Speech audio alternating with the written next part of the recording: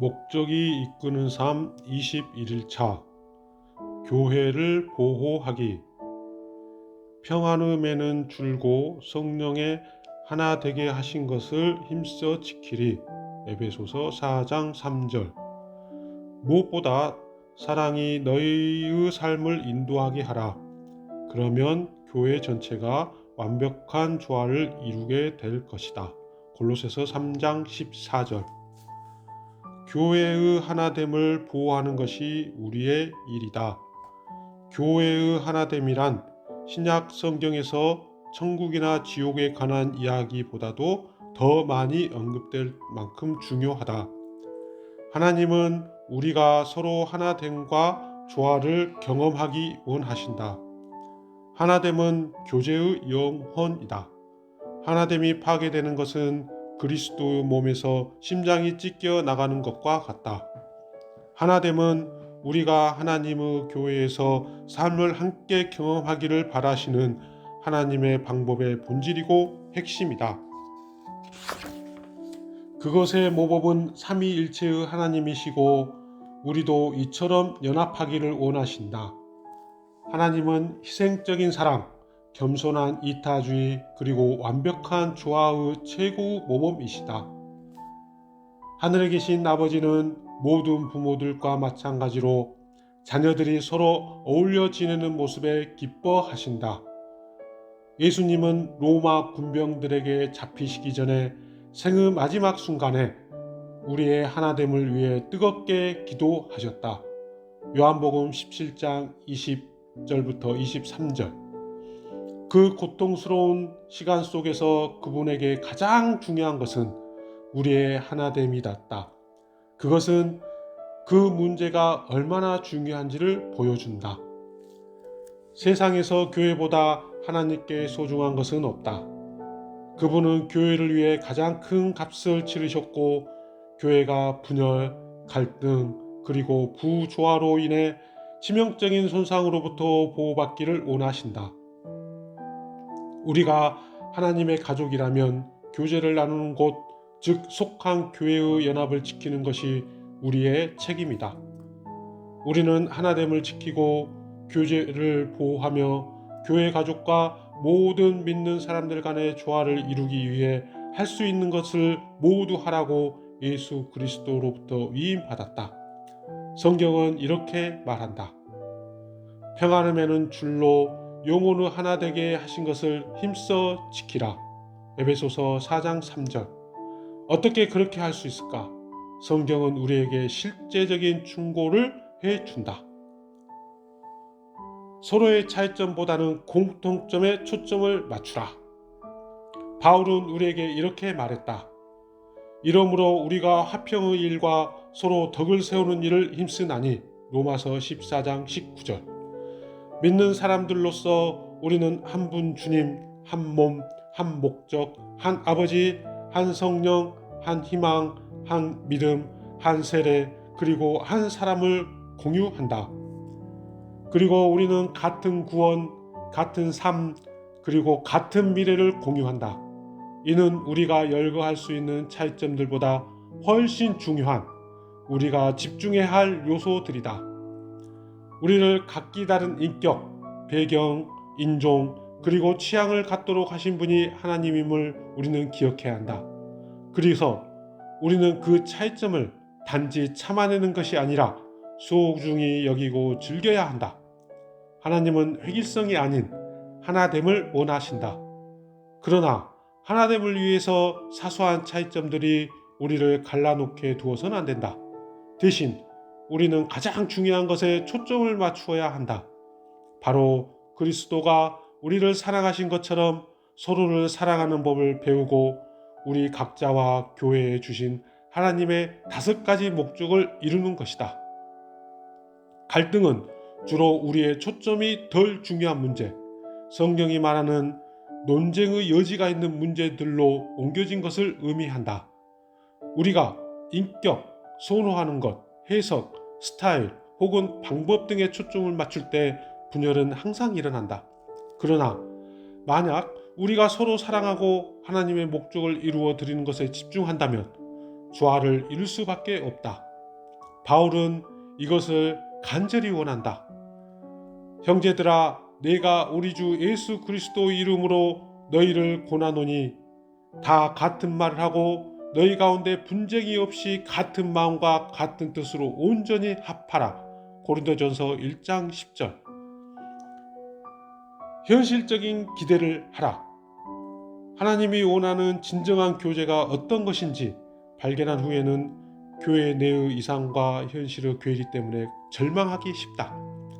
그래도 우리는 그런 불안정함에도 불구하고 열정을 가지고 교회를 사랑해야 한다. 비판하면서 이상을 추구하는 것은 성숙하지 못한 행동이다. 반면에 이상에 대한 노력 없이 현실에 안주하는 것은 자기 만족일 뿐이다. 성숙함이란 이 둘 사이의 긴장 속에서 사는 것이다. 다른 믿는 사람들이 우리를 실망시키고 절망하게 할 수도 있지만 그렇다고 그것이 그들과의 교제를 끝내는 핑계가 될 수 없다. 그들이 가족처럼 행동하지 않았을지라도 그들은 우리의 가족이고 우리는 그들을 떠나버릴 수 없다. 대신 하나님은 이렇게 말씀하신다.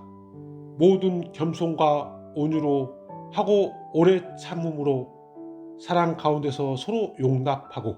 에베소서 4장 2절 말씀. 물론 사람들은 타당한 많은 이유들로 교회에서 멀어진다.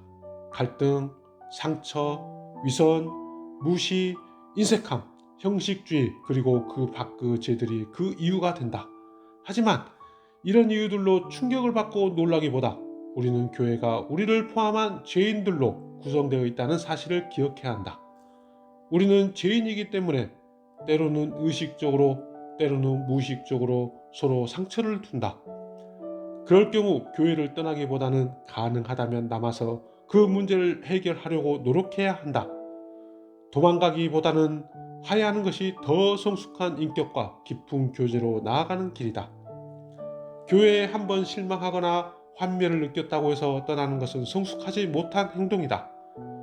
하나님은 우리와 다른 사람들에게 가르쳐 주고자 하는 것들이 있다. 더군다나 우리가 탈출해서 갈 수 있는 완벽한 교회는 없다. 모든 교회는 나름대로 약점과 문제점을 가지고 있다. 우리는 곧 다시 실망하게 될 것이다. 그루초 막스는 그를 받아주는 그 어떤 모임에도 속하고 싶지 않다고 이야기한 것으로 유명하다.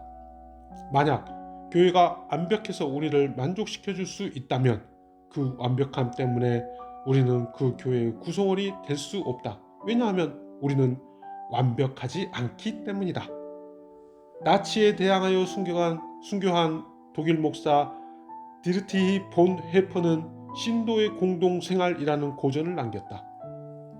그 책에서 그는 교회에 대한 환멸은 우리의 완벽함에 대한 잘못된 기대를 없애주기 때문에 좋은 것이라고 했다. 교회가 완벽해야 사랑받는다는 환상을 빨리 버릴수록 우리는 더 빨리 겉모습을 버리고 우리 모두가 불완전하며 은혜를 필요로 한다는 사실을 받아들일 것이다. 이것이 진정한 공동체의 시작이다. 모든 교회가 이러한 편말을 내걸 수도 있다. 완벽한 사람은 지원하지 않아도 됩니다. 이곳은 스스로가 죄인이고 은혜가 필요하다는 것을 인정하며 영적으로 성장하길 원하는 사람만을 위한 곳입니다. 본 회퍼는 믿는 사람들이 모든 공동체 자체보다 공동체에 대한 자신의 꿈을 더 사랑하는 사람은 그 공동체를 파괴하는 사람이다. 만일 우리가 속한 공동체에 대해 경험이나 예산의 부족, 약점, 작은 믿음, 그리고 어려움에도 불구하고 매일 감사하지 않으면서 모든 것이 하찮고 사소하다고 불평만 한다면 우리는 하나님이 세우신 공동체의 성장을 막는 것이다 고 말했다. 비판하기보다 격려하라. 공동체에 참여하여 기여하는 것보다는 한 발짝 뒤로 물러서서 섬기는 사람들을 비판하는 것이 훨씬 더 쉽다. 하나님은 서로 비판하거나 비교하거나 판단하지 말고 계속해서 경고하신다.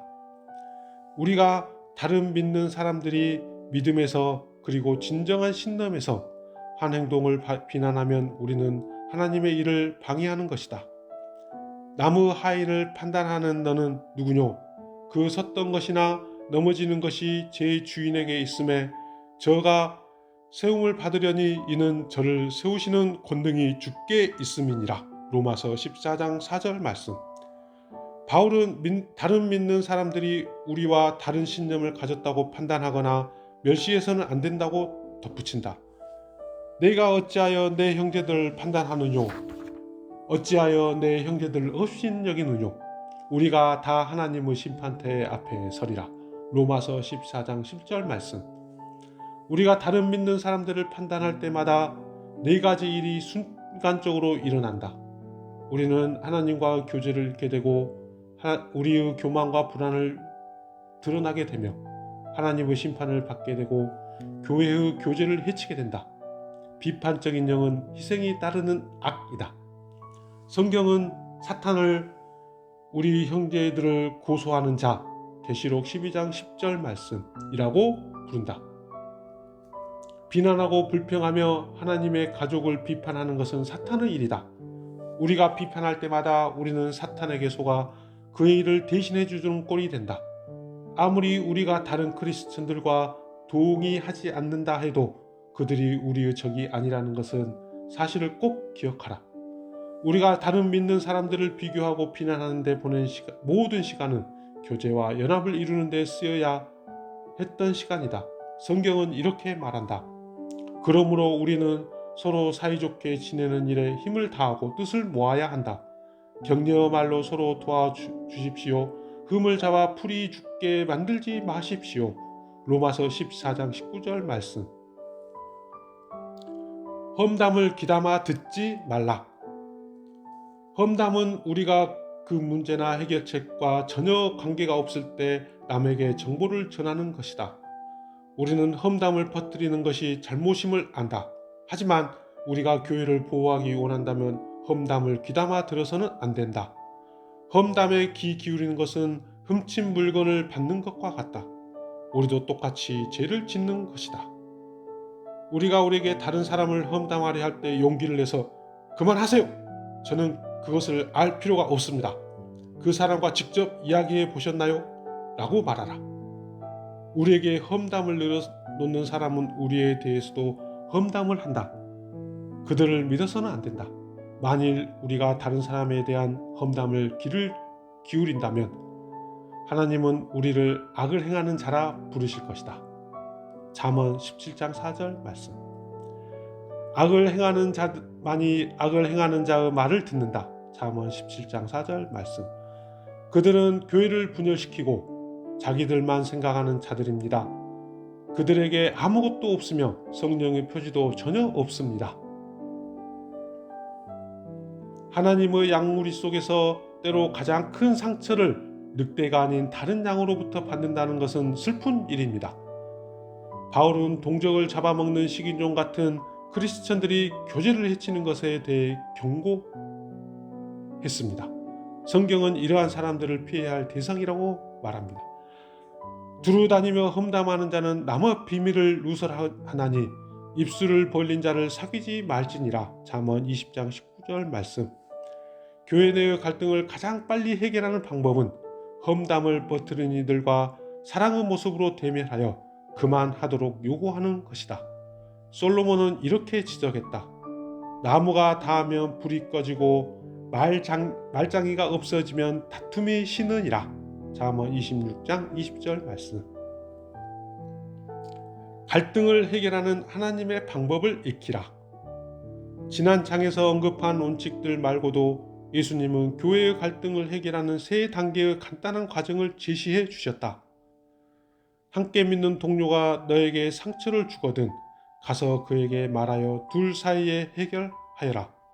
그가 들으면 너는 친구를 얻는 것이다. 그가 듣지 않거든 다른 한두 사람을 데리고 가서 다시 말해 보아라. 증인이 있으면 일이 공정해질 것이다. 그래도 그가 말을 듣지 않거든 교회에 말하다.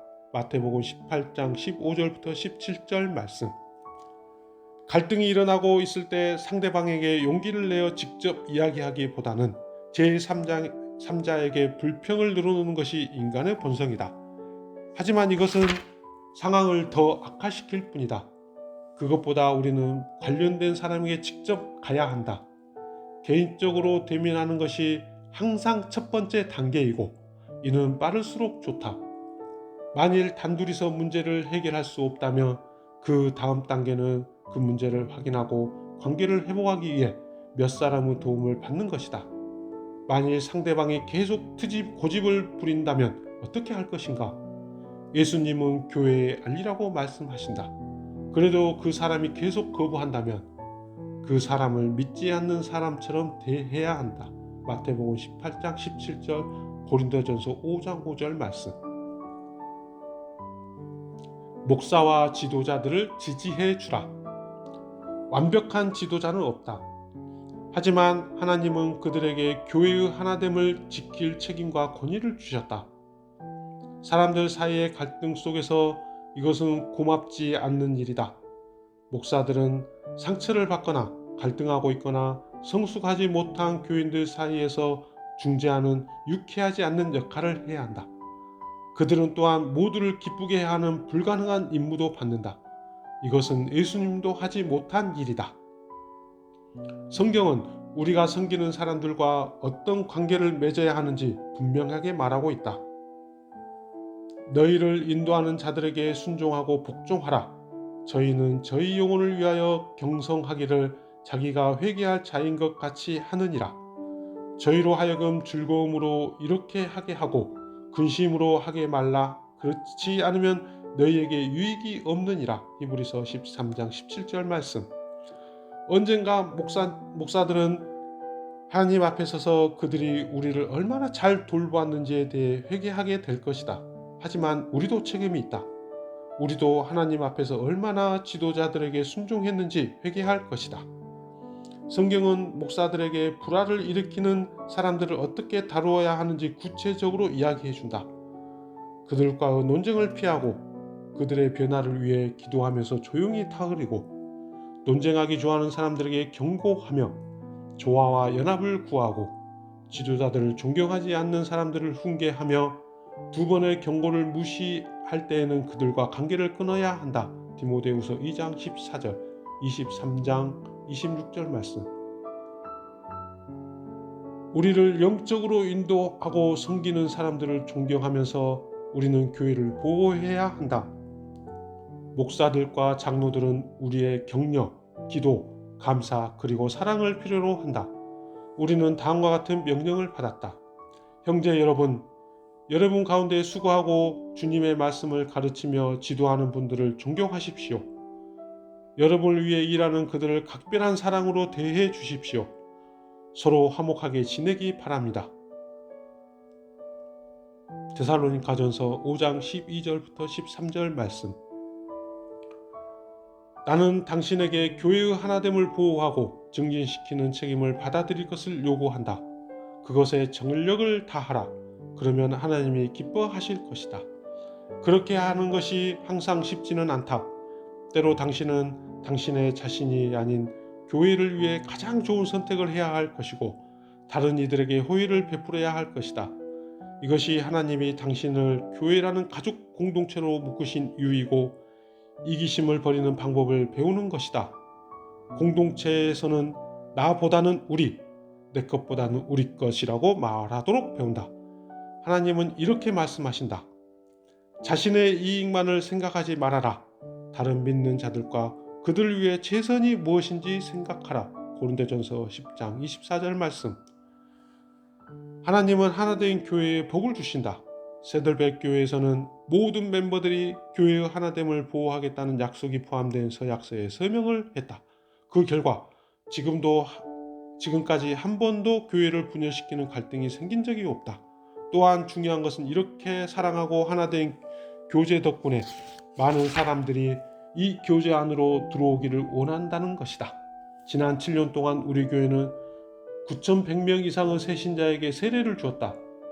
하나님이 당신을 찾아온 많은 초신자들을 가장 따뜻한 인큐베이터와 같은 교회로 보내주신다. 우리는 우리가 속한 교회를 더욱 따뜻하고 사랑이 넘치는 곳으로 만들기 위해 개인적으로 무엇을 하고 있는가? 우리가 속한 지역 사회에서는 사랑을 갈망하며 속할 것을 찾고 있는 사람들이 많다. 진실은 모든 사람들이 사랑받아야 하고 사랑받기를 원한다는 것이다. 만약 모든 교인들이 진정으로 서로를 사랑하고 아끼는 교회를 사람들이 찾는다면 우리는 밀려오는 그들을 더 이상 수용할 수 없어 교회의 문을 잠궈야 할지도 모른다. 내 삶의 목적에 대하여 생각할 점. 교회는 하나됨을 보호하는 것이 나의 책임이다. 외울 말씀. 이러므로 우리가 화평의 일과 서로의 덕을 세우는 일을 힘쓰나니. 로마서 14장 19절 말씀. 삶으로 떠나는 질문. 내가 속한 교회의 하나됨을 보호하기 위해서 나는 지금 무엇을 하고 있는가?